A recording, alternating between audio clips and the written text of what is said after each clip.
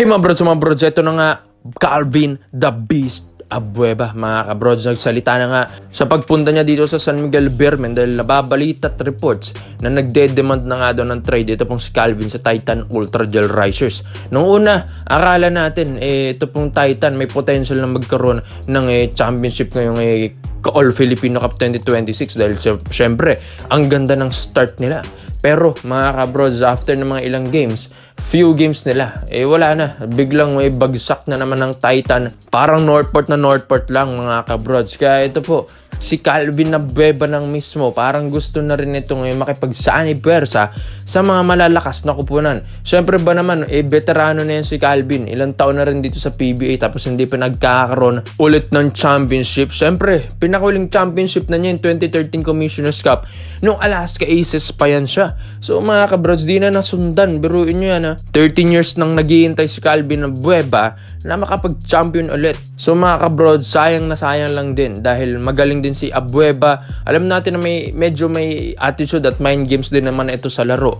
Pero pagdating naman sa panalo, gustong gusto rin itong manalo lagi mga kabrods ni Calvin Abueva. Kaya nga gusto na itong makipagsani pwersa sa San Miguel Beermen, mga kabrods. Alam din naman natin ng SMB, silang mataas na koponan ngayon na may potential, high rate na magkaroon ulit ng kampyonato next season. Kaya ito yung gustong punta ni Calvin Abueva. Siyempre yung SMB ngayon, napatunayan na yan dahil hanggang ngayon, nagcha-championship round pa rin sila ngayong All Filipino Cup 2026, di ba? Kaya ito pong si The Beast, mga kabrods, yan din ang maganda rin sa kanya. Makakatulong siya sa San Miguel Beermen and makakatulong din ito pong SMB kay Calvin Abueva. Kumbaga win-win situation lang, mabibigyan ng championship ito pong si Calvin Abueva at si Abueva matutulungan ulit magkaroon ng championship ang SMB next season.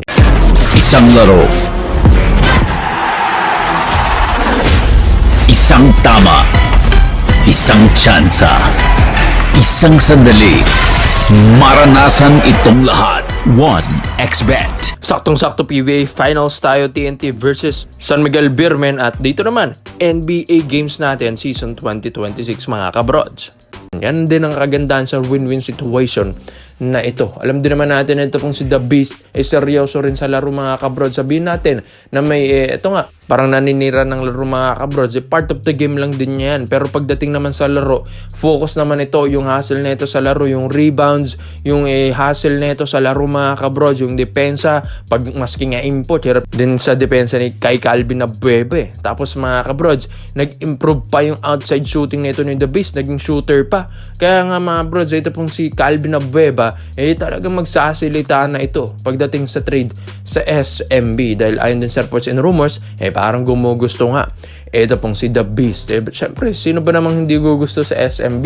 And dito nga sa San Miguel Beermen, sabi nga nila, once kasi na mag-recruit ka ng superstar, mababang kulang, sayang skills mo. Hindi ko nga lang din alam kung kaya nilang ibangko yung energy ni Calvin Abueva, mga kabrods, dahil kayang-kaya na ito talagang dumepensa ng kahit sinong player, maski import, mga kabrods. Tapos yung hustle na ito, pagdating pa lang sa rebounds, panalo ka na kay Calvin Abueva, block shots, steals, mga kabrods, sa depensa. Tapos bonus pa yung mga opensa na ito ni Calvin Abueva na outside shooting. Siya rin din talagang naging leader ng Titan, mga kabrods. Ibig sabihin, talagang siya na ang nagli-lead na parang gusto nang magkaroon ng kampyonato, pero nadidismaya siya. Parang palaging na lang siyang napapaagang magbakasyon, mag-beach, mag-Boracay, mga kabrods. Kaya ito, makailan nga, nag-LU lang Kaya ito, mga kabrods, sayang din. Ito pong galing ni Calvin Abueva kung talagang natutulog lang siya sa isang kupunan na hindi nagkakampyonato. So sa lahat po ng mga SMB fans, sa tingin nyo ba, worth it pa mang makakuha nila si Calvin Abueva? Mas nag-improve na Abueva, mas nag-matured na Abueva ngayon.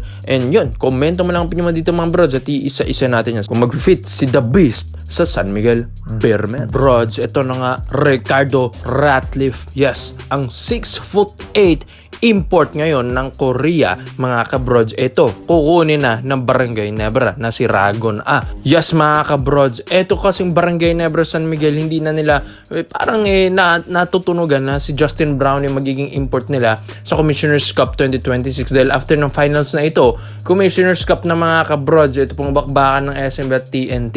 At ang Hinebra, bawing-bawi, gustong bumawi ng mga kabrods agad-agad dahil syempre na-eliminate ba naman, tapos ito, next season na naman baka ma-eliminate, kaya kukunin na nila yung best import nila.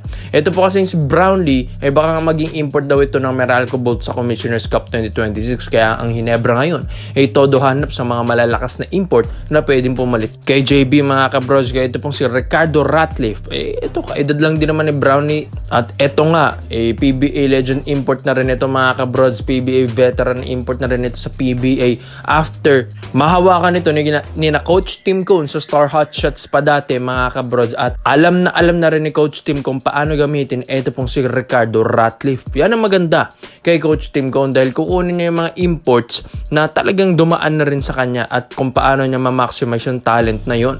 Kaya nga ito pong si Ricardo Ratliff, alam din naman nating bumalik ito sa Hotshot sa Magnolia last year, pero yun nga mga kabrods, gusto naman itong kunin ni Coach Tim Cone sa Barangay Nebra San Miguel naman. Ito mga kabrods, 6'8", mas malaki kay JB, and yun nga sa katigasan ni Ricardo Ratliff, kayang-kayang lumaro nito sa 4 or 5 mga kabrods. Yan ang kagandahan kay Ricardo, magaling sa rebounds, magaling sa assist, magaling sa block shots, lalong-lalo na sa depensa.